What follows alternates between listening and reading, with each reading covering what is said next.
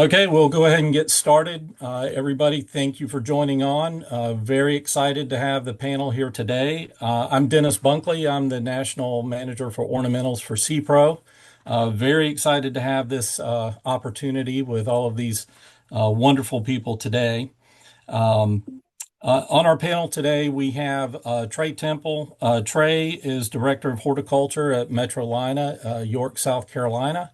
Been in that facility for the last 12 years. We also welcome Billy Morrow. Billy Morrow is a recent SEPRO technical specialist for the Northeast. He's been a former grower for the last 25 years, lots of experience there. Very happy to have Brian Whipker with North Carolina State, professor and commercial floriculture extension specialist at NC State.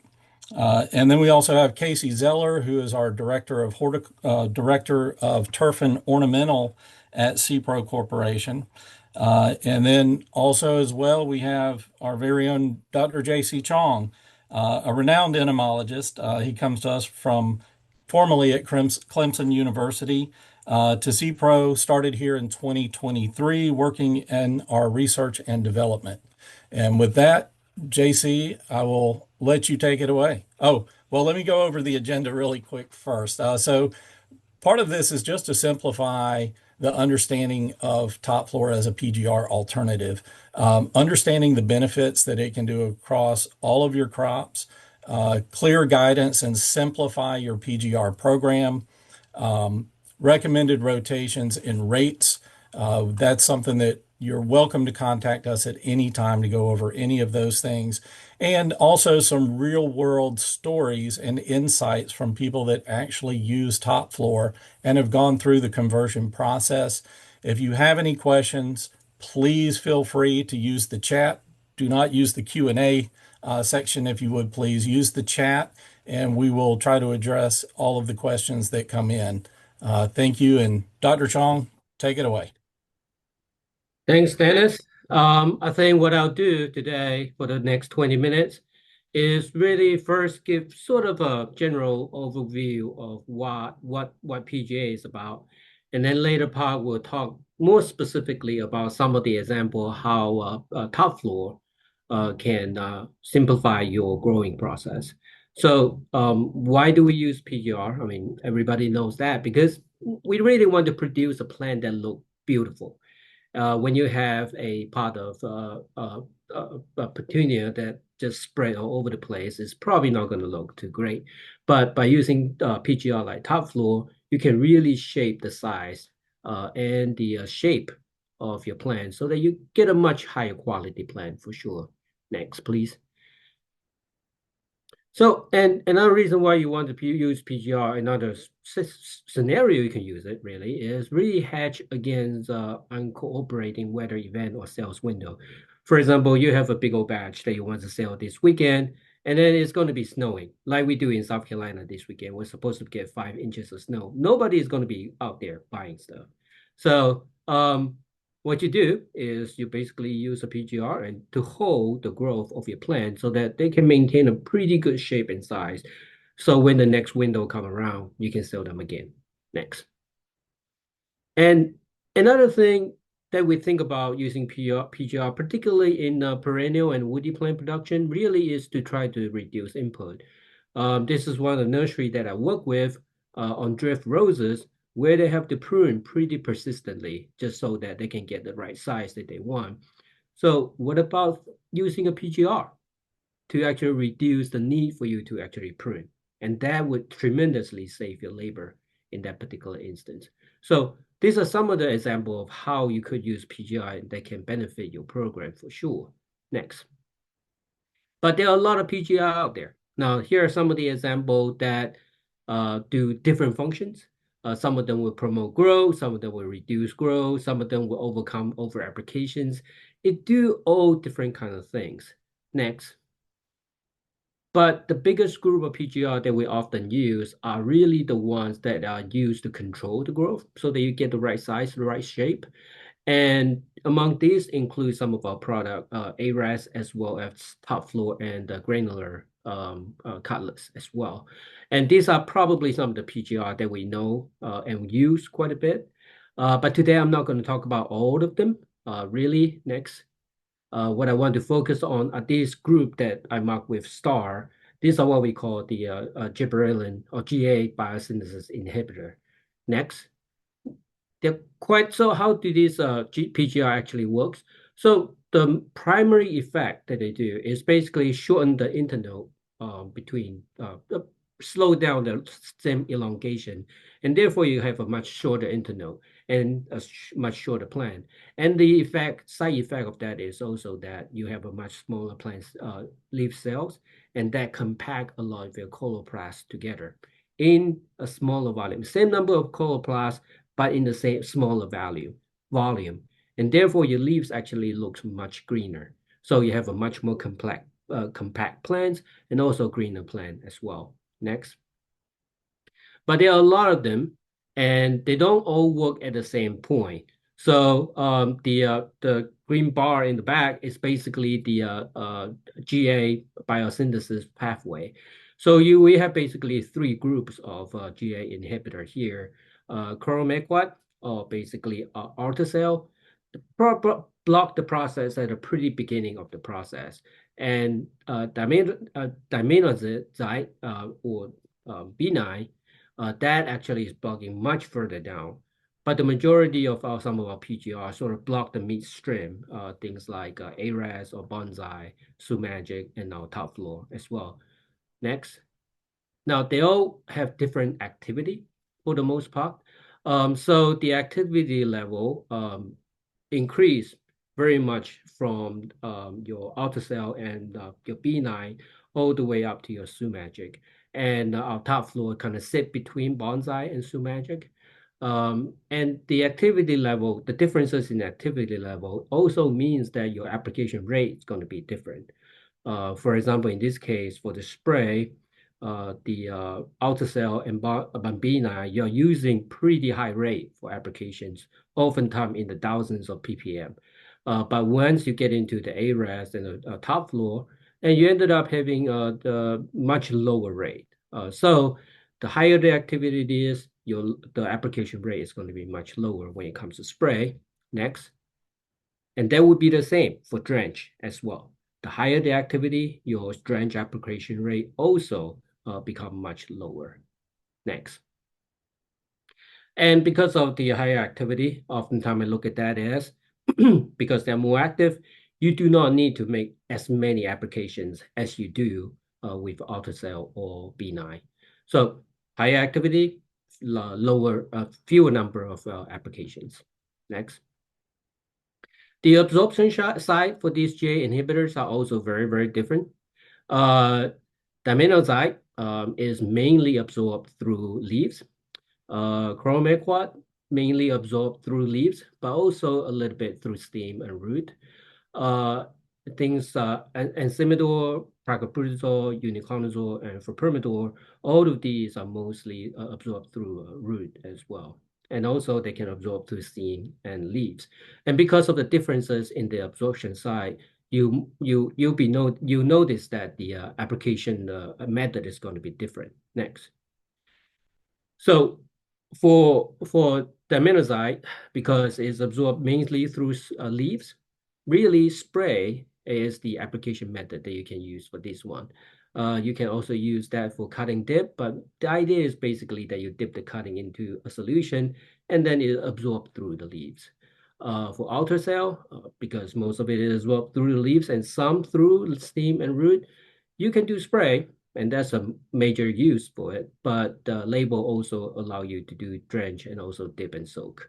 For those that actually absorb mainly through roots or steam, then you have a much broader or much more flexibility to choose whichever kind of application method that you like. You can spray, you can drench, you can dip, you can soak. There's all different kind of application there. Next. And the speed of absorption is going to be different as well. For those that actually absorb mainly through leaves, it's going to take a little bit longer. And it will also require you to give them a little bit longer drying time so that the active ingredient has more chance to actually absorb through the leaves. And importantly, you probably don't want to irrigate too soon after the application so that you can allow the active ingredient to stay on the leaves for them to be absorbed. For the other ones, the ARAS and Topflor, the absorption speed is very, very quick. It will go straight into the plant tissue, mainly through the roots or mainly through the leaves and stem, and it gives you a pretty quick activity there. Next. So I've talked to a lot of folks about, what do you think is the important thing about making PGR successful in your program? Here are some of the tips that they sort of give me. The first thing that they say is, okay, try not to use your GI inhibitor as a large ditch effort to stop your stem elongation. The reason for that is basically that the mature or the reproductive plant are usually less responsive to treatment. So what you want to do instead is really build your PGR program into your production process. So you want to make multiple applications, particularly for plants that actually take longer to grow, perennial, woodies. You want to go in there and that takes slowly getting them into it at a lower rate, but you want to make sure that you be careful about how you schedule applications so that you don't get into this situation as shown in that picture, where this grower basically used Sumagic pretty quickly at the beginning twice and then forgot about it. And then suddenly when it really stretched, it come back in with another application trying to stop it. And you ended up having a plant that looked kind of funky. Short on the bottom, short on the top, and kind of stretchy in the middle. So that's not the kind of situation you want to get into. So think carefully about it and then schedule your application so that you can achieve a pretty even growth control throughout the production process. Next. And the result is going to be varied by your active ingredient, your application rate, your frequency, of course, but cultivars and your climate and season when you make the application, or the temperature, the humidity, your application method, even the applicator, all of those is going to come in and cause some differences as far as the rate that you want to use. So the recommendation is always do the trials and adjust the rate accordingly, according to your specific environmental condition, so that you can get to the right rate for the right plan for the right conditions. Next. Another key point is volume. Think about the volume that you're doing. Doesn't matter it's a spray, whether it is a drench as well. So when it comes to volume, typical volume recommendation, for example, for Topflor is about 1 gallon per 200 square feet. And that's probably come to about 2 quarts per 100 square feet. So it's very similar amount for bonsai as well. When it comes to drench, a 6-inch pot get about 4 fluid ounce of the solution. A 4-inch pot get about 2 fluid ounce of solution. So read your label carefully, and so you can apply your optimum volume out there. Next. JC and Brian, we have one question that came up. Is many PGRs or some PGRs can cause phytotoxicity or discoloration, even at normal rates. Is this something that Top Floor does as well? Through the label development process, um, at normal rates, we really did not see any top floor problems. And of course, on sensitive species like a vinca, you would similar to you would see at paclobutrazol, but you don't see the phytotoxicity like you might experience with chlorine chloride, the old cyclocel. So within the right rates, in good growing conditions, it's a safe chemical. Absolutely. I would echo the same thing, which is that if you do not over apply, it ended up getting overdosing, then that you're probably not going to end up having a whole lot of issues there. Doesn't matter it is distortion or discoloration or any sort of delay in flowering or anything like that. But Very anyway, good. Thank you. going back to the volume issue, which is that one thing that I have seen people do is they just go out there with a little one or even dosatron, just willy-nilly, and apply the kind of trench solution that way. I would sort of recommend against that because unless you really calibrate your drench solution well, otherwise you might very easily overregulate or underregulate by applying not even amount of drench solution out there. So anyway, something to point out. Next. So let's move on to top floor, and which is the meat of our discussion today, really. What I want to show you is that, top floor is that one PGR can really simplify your growing operation because you can use it on a lot of different kind of herbaceous and perennial plant for sure. The dose response is pretty consistent and predictable. You can use the kind of application method and application timing that you like to achieve what you want to do. And what you are getting really is a plant that is blooming prolifically with green leaves, sturdy stem. And also, if you are used to using other PGRs, you can expect the same result from top floor with some with some trials to get to the right rate. And importantly, top floor is pretty economical. So I'll get through those points a little bit next. But before I get to that, let's think about. Well, I mentioned that we can use top floor on a lot of different plant species. So I would actually encourage you guys to go ahead and download top floor and ARES rate chart.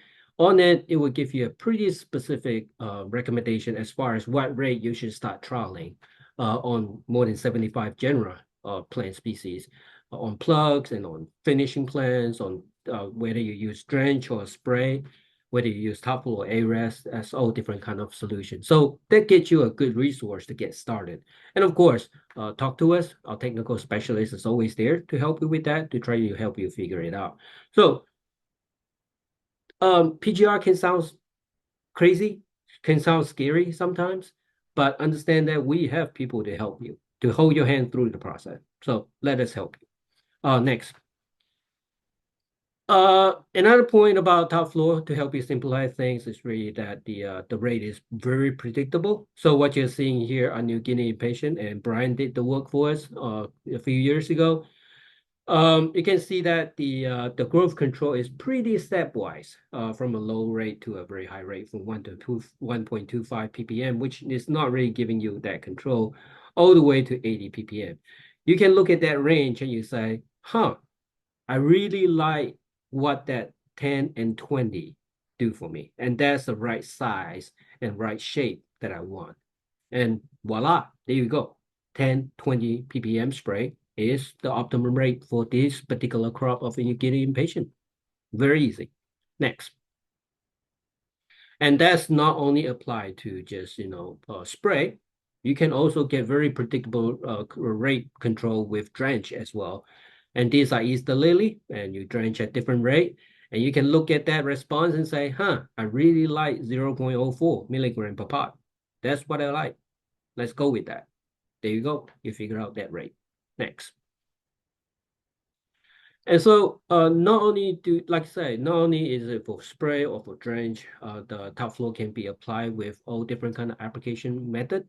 And so you can choose the right rate, really, depending on what kind of application method you want to use, or figure out what application you want. And you can go with, find the right application method for that too. Next.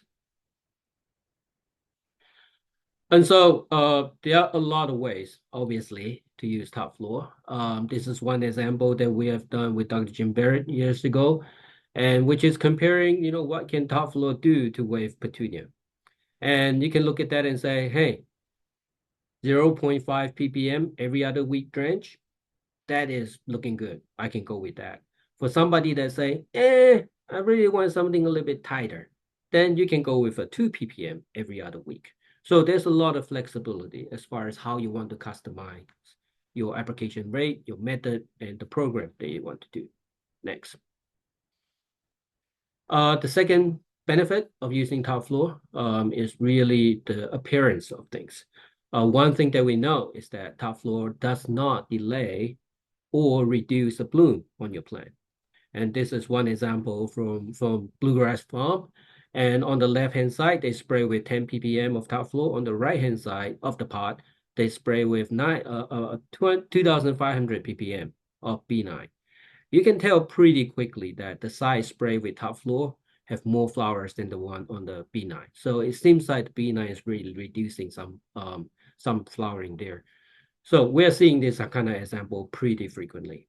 Next. And this is another study done a few years ago on Campanula. And on the right-hand side, on the left-hand side, you have the bonsai standard program. According to that program, we basically do 2 drenches and then 6 sprays of bonsai. But on the right-hand side, you do 10, 20, or 30 ppm. On the top is 10, middle is 20, bottom is 30 ppm weekly. As you can see, the one sprayed with Topflor is prolific in bloom. They don't stop or reduce any flowering whatsoever. Next. And this is another example in one of grower in Central Florida, and they grow floral hydrangea.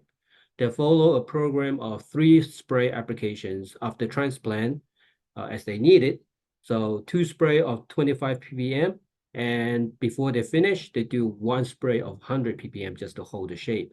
And they got same size of plant, same amount of bloom, and same timing of bloom. The whole crop looked pretty good to me. Next.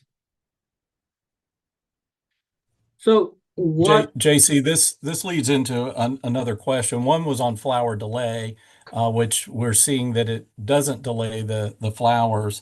The second part of this, I think, is for Billy and Trey, with their experience. Was how difficult is it to change my current PGR program and simplify it from so many different PGRs? Can I get the same results or better results that I did with bonsai that I've used for a long time? I'd like to give Topflor a try. How do I switch? So I can kind of answer that. So I think with top floor, what you get is you get your control that you would get with Piccolo, but you don't get that delay that you would see, especially from a spray. And really the best way I can describe to start using top floor is just do some trials, just get some in and do some different rates and go from there. Hey, just follow up on that, kind of where I went with it was we started kind of as a on a spray, a 1-to-1 ratio as far as if you were 10 part per million of a piccolo or a paclobutrazole, whatever your choice is, you would start with a similar amount of top floor. Your drenches, about half to 3/4 of your paclo is where you would start on the top floor drench. So and that seemed to be a really good starting point. Some varieties reacted a little more different than others. And you can kind of see that in some of JC's work that he's shared a little bit. But overall, the performance, the lack of delay that was seen when we started using a lot more of the top floor versus either uniconazole or paclobutrazole was a very rewarding change. Very Thank you. good. Thank you. All right, so I'm just going to show you guys a few examples of how Topflor is gonna compare to some other PGR program. In this case, going back to Easter Lily again, Topflor is 0.04 milligram per pot, really give you the typical response that you get from Sumagic. Next. Here's the same thing. In fact, in some way, Topflor probably will give you much better result with a typical application rate for a New Guinea patient here for bonsai and Sumagic as well. So you can always do, like Billy said, do your trials compared to what you typically do and say, look at that and say, which one do you like? And that way you can make a decision as far as which way you want to go with, whether you stick with your original program or starting to change over to Topflor to get better result. Next. Another trial done. Another example to show you that Topflor drench at 2 ppm will give you better result, in fact, because of the flower proliferation, than say 2 spray of B9 at 2,500 ppm. And it was to me, better looking than 2 ppm bonsai drench as well. Next. So, and that particular result sort of translate in some way to different cultivars as well. Previous one was Madness improved, and this one is a Trailering Lumbering New Blue. And you say again, 2 ppm top floor drench seems to be doing a much better job. Seems to be doing much better job than say B9 or Bonsai in this particular case. Next. So Billy mentioned earlier that you can always look at if you are used to using Paclo or used to using Bonsai or used to using Sumagic, it is pretty easy for you to convert to top floor. We have this chart to really help you figure it out. So if you're going to spray, the conversion ratio is 1 ppm to 1 ppm with paclobutazol, or if you're using Sumagic, when it comes to spray, you use a little bit more top floor than Sumagic at 1.5 to 1.75 to 1. When it comes to drench, top floor definitely have much better rate advantage than paclobutazol. You only need to use a quarter or half the rate of Bonsai to do the same job. And when it comes to drench, top floor and Sumagic are on par. The conversion rate is going to be 1 to 1. So here is going to be where you can kind of figure out what is a good starting rate based on what you're already doing. Next.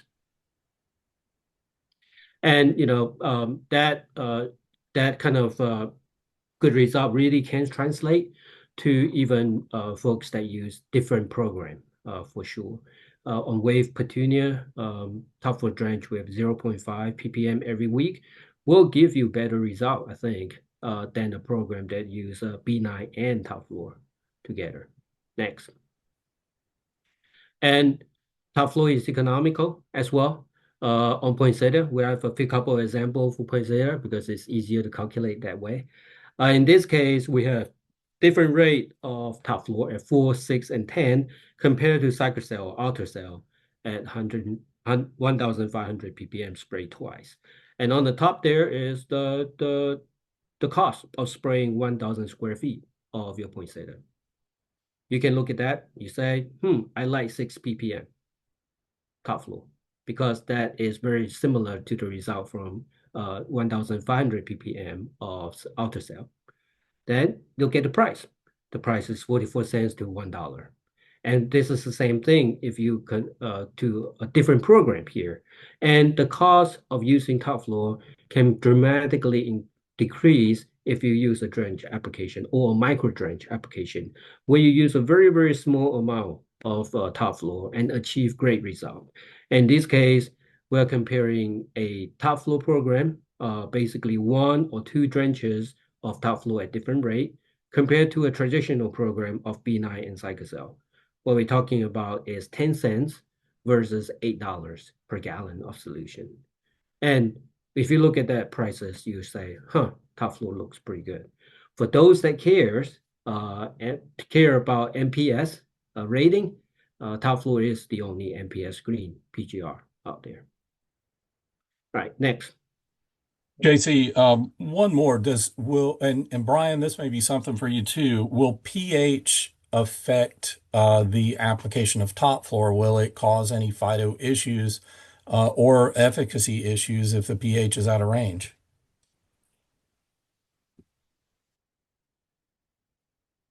Go ahead, Brian. Based on the chart in front of the PGR guide, we listed on there that there was not a pH issue with the use of top floor. Unlike you'd run into like Florel type of a situation. Most of the PGRs do have a slight acidifier in there to help on the process, but we didn't find any effect. Right, I would say the same thing, which is that we're confident that top floor can be used on a wide range of pH ratio and not giving a whole lot of problem. As long as Thank you. below 1 or 2 or above 9, I think just like a lot of other chemical, as long as you keep within that range, you'll probably be fine. All right, so hopefully we'll give you enough information to make you start thinking that top floor would be something that help you think about simplifying your growing process. You got enough to worry about. worrying about PGR is probably one less thing that you could afford to not think.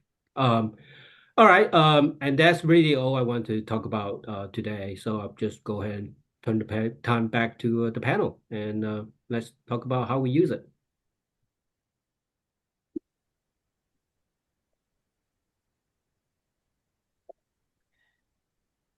All right, James? well, I can start off here. So, again, I'm Trey Temple, Director of Horticulture here at Metrolina York facility, York, South Carolina. Um, I would say the biggest win for Top Floor for us has been on mum production. We grow upwards of 900,000 mums here, so quite a few varieties. A lot of them can be vigorous. So typically we had done a drench, piccolo drench, around 2 parts or so, um, on our production. But drenching for us is it's a challenge. It's not very feasible being outdoor production. It's very labor intensive. Um, and with the top floor, we found that you get a quicker response on, slowing those plants down without the delay that you see at the end. Especially if you spray before you see buds, you won't get any delay at all. So I would say that's the biggest win for us. We also use it on echinacea, where before we were doing multiple applications of, different PGRs. With Top Floor, we do a 20-part spray once the plant's pop full, and it's kind of a one and done spray. And you don't see the delay. So I would say those are the two biggest wins for us. Yeah, to follow up on that, and again, Billy Morrow, former grower, spent 26 years between tree and shrubs and perennial production. Um, just to kind of follow up on that, the the comfort that you can gain in not having delay is probably one of the best things that I found. And I don't want to say that there's zero delay. And I think kind of when I managed it or looked at it from a standpoint, if we had an echinacea crop, just to tag on what Trey is saying, if it was planned to ship 24 and it still shipped 24, I counted that as zero delay in regards to how we were managing that. Is there a day or two that you could probably go out there and compare and see? Probably, but it didn't affect shipping, so it really didn't create a negative value for what we were trying to do and how trying to move plants. Um, but the one thing that I did see is, the Mosquito hibiscus, they tend to be a little bit of an animal to control.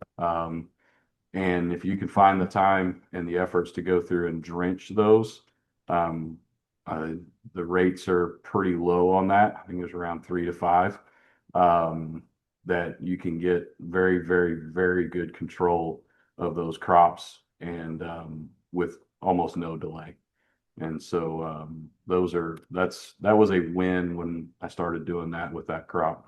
And then you're looking at garas and just some of your other perennials to where that peduncle stretch, you can really kind of zero in on a lot of that and keep your shelf counts where they need to be without getting into that stretch of the flower without delay.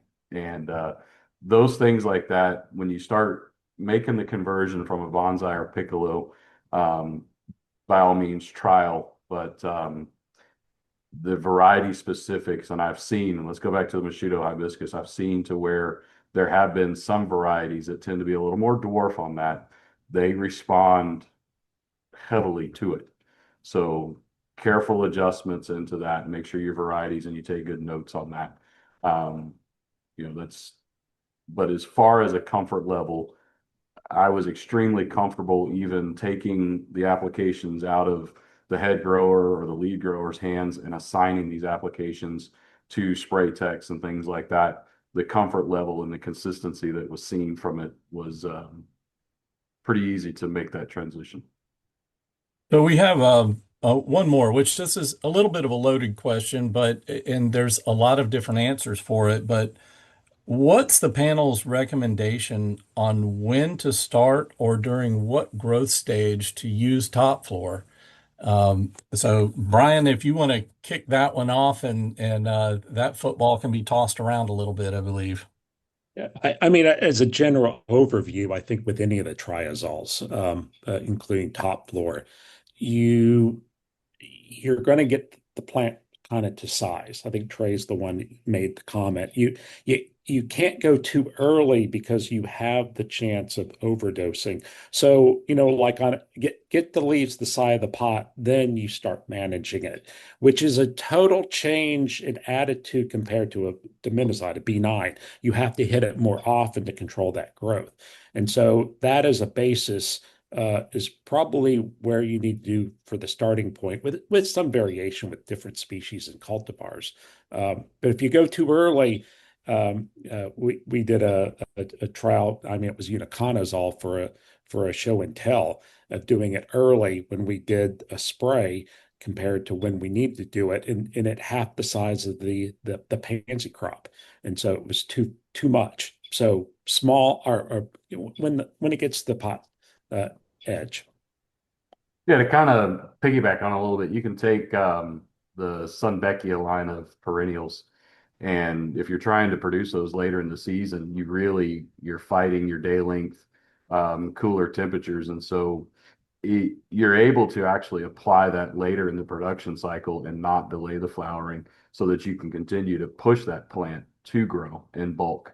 And that was a win there as well, producing that. And so the flexibility to go later, kind of, you get as you're saying, Brian, to get that plant nearly the size, leaf to the edge of the pot. Then you're at a couple of weeks from finish at that point, really just kind of waiting on full flower development. You're not creating a lot of delay at that point, if any. Yeah, and to piggyback on that, back to mums again, you almost kind of get to a finish size that you want, and you apply that PGR, it's gonna kind of stop for you right there. Because sometimes, we'll see mums that are only 6 weeks into their growth cycle and they're, at finished size, and we say, you know, if you grow much more, you're gonna be overgrown. So that's when we apply it, and you really get that good control without the delay. Now, if you're spraying that late, and this is a question we had come in, but I'll go ahead and ask it because it relates. If you're spraying late on those mums, is it affecting the flower at all? Are you getting a delay, or is it changing the flowering or budding or anything? If you, from what we've seen here, if you have anything more than visible bud, you might get some delay, maybe a week at the latest. But typically, when you're applying top floor, it's before that bud set. But I would say even if you apply with cracking color, you're not going to have any effect on quality of flowers. You just might get a little bit like up, I'd say up to a week delay, but that's compare that to like, Piccolo where you can see sometimes 2, 3 weeks delay. Okay, excellent. So, why don't we move into the live Q&A, Casey? If you want to take that on, we've got a lot of questions that came in, and we want to try to address as many as possible. Up here on the screen, we do have all of the technical specialists for SEPRO across the country, plus myself and Dr. Chong's contact information. So if you don't feel comfortable asking a question here, or if you want us to help you out with anything in the future, please feel free to reach out. Casey, you can take it away. Great. Hey, once again, appreciate the panel and everyone joining today. Just had a good amount of questions come in. We want to address those as well. So first one is top floor effective on thrips, and can it be mixed with insecticidal soap? So JC, I may pass that over to you to answer. Sure. So Topflor is a PGR, and it doesn't have any effect on thrips as far as we know. If anybody have any data to say that they control thrips, let me know. I'll be very, very happy to look into that for sure. You never know. As far as mixing Topflor with insecticide soap, I don't see any problem with that, but I would discourage it. simply because you don't want to. My philosophy has always been that you don't want to mix way too many things together in the same tank. And if something happened, you would never be able to find out what is causing the problem. Is it Topflor or is it insecticidal soap? You're never going to figure out. So I would discourage that. Great. I think this one's been answered, but always good to, is Topflor similar to Bonsai and can use it as a drench or a spray? Um, Brian, you want to take that one? Uh, quick and dirty. I mean, it's been said with the chart. If you're going to start off with use similar rates to paclobutrazol, you probably are going to find some species where Topflor has efficacy, where Bonsai may not have had as much. So just kind of do a little trial. When it goes to drenches, which I think is really the one of the most cost-effective ways to use the chemical. You use what you'd use for a uniconazole rate. It is probably, if you're going to do a drench, especially on perennials, it's probably going to be the go-to chemical when you look at cost effectiveness. Uniconazole is a little pricey compared to Topflor when it comes to drench applications. Appreciate that, Brian. JC, what's the half-life of Topflor? Well, the half-life will kind of depends on what kind of media you're talking about. Is it in the water, in the soil, and things like that. But I think in this particular case, I think instead of half-life, maybe what really was meant is what is the persistence of Topflor in crop or in soil, or in some of the questions that been asked is what is the persist does it linger on the containers. So what I would say is Topflor is not very persistent at all as far as on the container itself. It will be in the plant to do what it needs to do, but the plant can get over the effect a lot faster than another product, say paclobutrazol. So that's my impression of it. Would that be what you're saying too, Brian?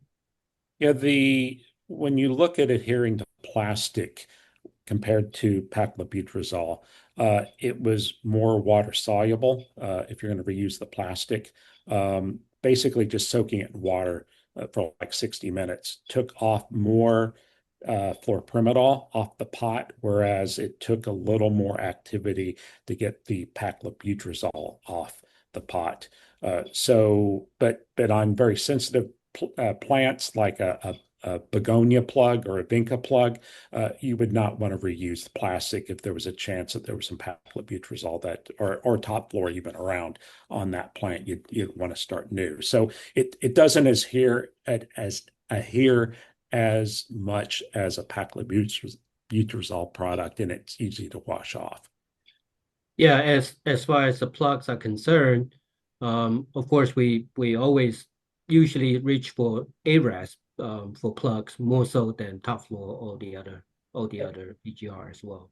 And JC, that was one of the questions that just came in was, can I use Topflor on plugs? So You could, but I would much prefer to use ARAS if that particular plug species is useful for that.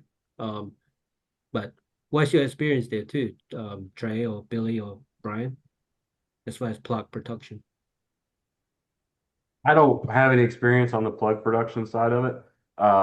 Always kind of stayed on the softer chemistries, kind of like you're saying, A-rest, and they tend to be a little more forgiving.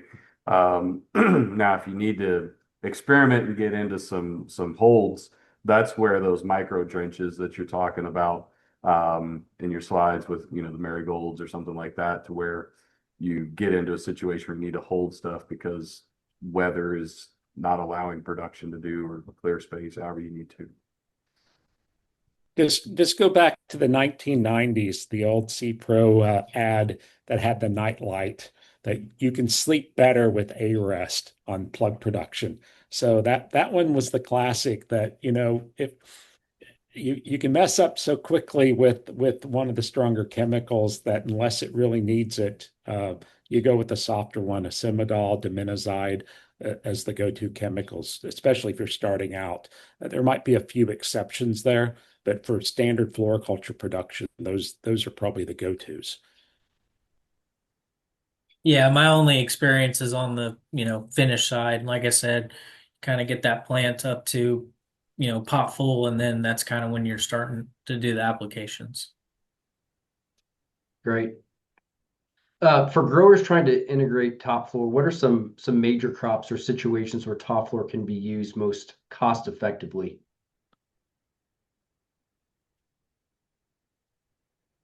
Billy, is that one you want to take? Yeah, I think, as far as cost effective can be looked at in a couple different terms. You know, you get to a point where you have an oh shoot moment that my mums are growing at an inch and a half a week, and I only have an inch left to go to finish size, but I got 3 weeks of grow time left. Well, you're not going to make the mum grow any faster. So you got to look at the cost and, okay, well, I can throw that whole crop away. That's the most expensive alternative. Or you can come through with a heavy rate of a top floor spray, rescue the whole crop. You may not make the margins you made on that crop, but you're certainly not going to throw it away. You're going to save it. So it's a balancing act when you get into those situations on those crops. And and sometimes you look at, even sometimes I've seen in my career that you can make multiple applications of a bonsai, but you can make one application of a top floor and get the same results. So is it really more expensive? Yeah, to jump on that, like for example, echinacea, we were doing, 3 and 4 applications of Magic, whereas with Top Floor, it's kind of a one and done. So that's where, we see savings. It worked very well as a for osteospermum for a drench, and it was the most cost effective in the study that we did. But if you're going to foliar spray, you have to use cyclocell. That worked very well, although you had the chance of phytotoxicity. So I mean, you look at crops and species that there's got to be some chemicals that, this is the PGR of choice. And so, especially with the other guys talking about some of the perennials, there's some niches that, this will be a top floor crop, or this will be a paclobutrazol crop that works. So, there's some niches there that top floor is great. That's great insight from all three of you there. Another one that's come in is, are growers using Topflor as a tank mix with other PGRs? And if so, what, when and why? And then is Topflor generally tank mix compatible with other insecticides and fungicides? Trey, is that something you could take? Yeah, I can take that. We haven't ever had to do a tank mix like we have with, B9 Magic. That's your, popular tank mix. You get that synergy. But with Top Floor, from what we've seen, you get your benefit with just the Top Floor. So really haven't had any experience with tank mixing it. Uh, Dennis, I might pass this one to you. We had someone that had used Topflor granular in the past, an older product that we used to have, and wants to know how to convert that to, the liquid version of Topflor. What recommendations do you have for them? Yeah, so Top Floor Granule was out for quite a while, and we discontinued that about 10 years ago. And we still have the Cutlass 3.3 granule that's available that's double the strength of the Top Floor Granule. However, if you want to go back to Top Floor Liquid, I do have a conversion calculator. Please feel free to reach out to me. You can shoot me an email or call me, and I'll find out how many grams of top floor granule you were using in what size pot, and we'll convert that over to the drench rate for top floor liquid. Pretty easy to do. Thanks, Dennis. These are some questions I believe may have been answered, but always good to reiterate. Does Topflor delay blooming? And then what's the timeline for last application to hit the sales window? And maybe we did already hit that question, but JC, do you want to talk about that just real quickly again? Doesn't delay. Sure. We talked about that a bit earlier. Like Brian said, using it, Topflor may not be something for you to use at the very beginning, but you in the later stage, you really don't have to worry about anything about reduction as far as bloom and color for sure. Um, so I would be pretty confident that we have no problem there. Great. Uh, does top floor accumulate in plants over multiple applications similar to Paclo? Yeah, I think we sort of touch on that a little bit as well. Top floor is definitely not as persistent as Paclitaxel, at least in plastic is concerned. In the flower itself, we also see a much shorter duration as well. I'll add to that on persistence a little bit. I was doing a trial with ornamental grasses and using them as inputs into decorative containers and things. I would say be careful with controlling the plug and then inputting that into the container because you will get some leaching out of that plug into those other components of the mixed container. And so you need to understand how that movement, because it is so water soluble, will move and affect the growth of those containers. So that one there needs trialing by anybody that's doing that. So so staying away from it, kind of like what we're saying on the plug side of it, using more of the ARES kind of things. It was just some experiences that I had as a grower that thank goodness it was on a small number of plants, but they didn't grow very much. Few more here. Really good questions that come in. Appreciate it. Do you see any? I mean, poinsettia being such a big crop, do you see any color delay with a late application on poinsettia?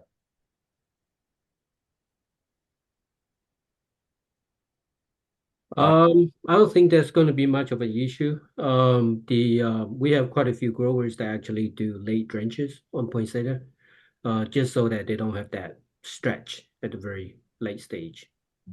Yeah, and I'll add to that because that question could be typically with these sprays or GA inhibitors, B9 Cycocel or Ultracell mixes. If you spray during color initiation when those bracts are showing colors, you're going to greatly reduce the bract size. And I did some trials with some customers with Topflor spraying while color was being initiated.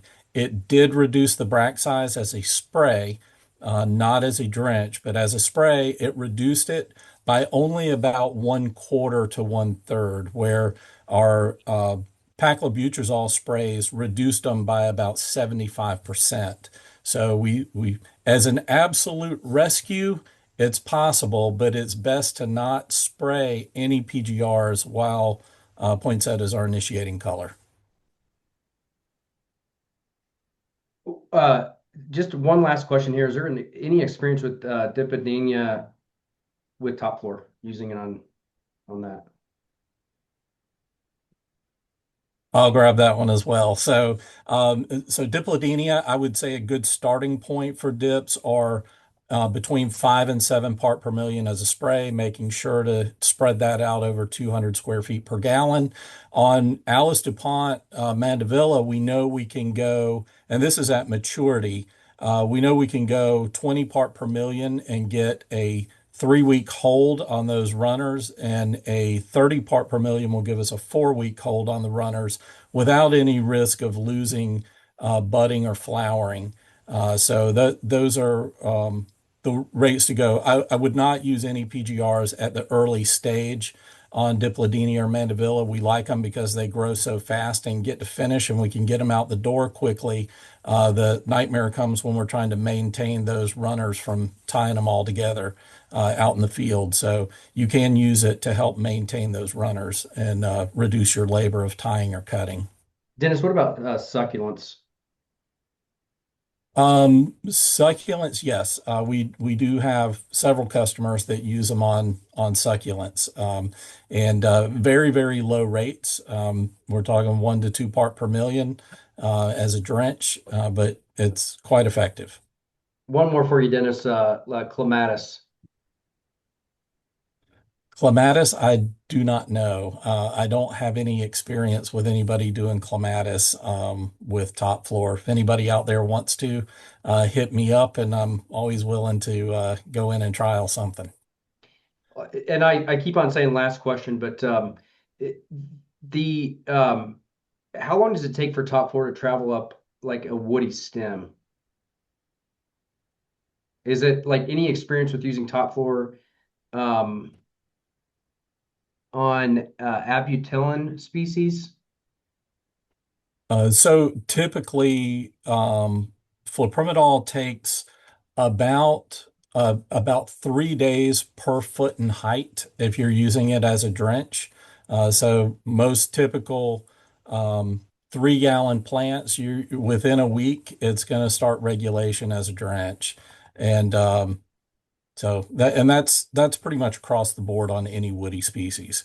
That's consistent. What I saw in those Mosquito hibiscus was it was about a week when you Yeah. started. Okay.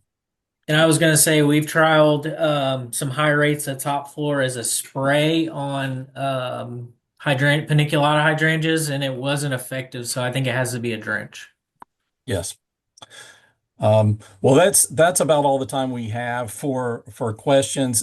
One of the last questions is, will this be made available for future watching? And yes, we are recording these webinars, and we'll have them up and available, and we'll send them out to distribution, as well as it'll be available for you to view on our website as well. Again, thank you for the panelists. We do appreciate everybody donating their time here, and there's many, many more questions out there for sure. Please don't hesitate to contact any of us. And thank you for everybody taking time out of your day to join us here with SEPRO.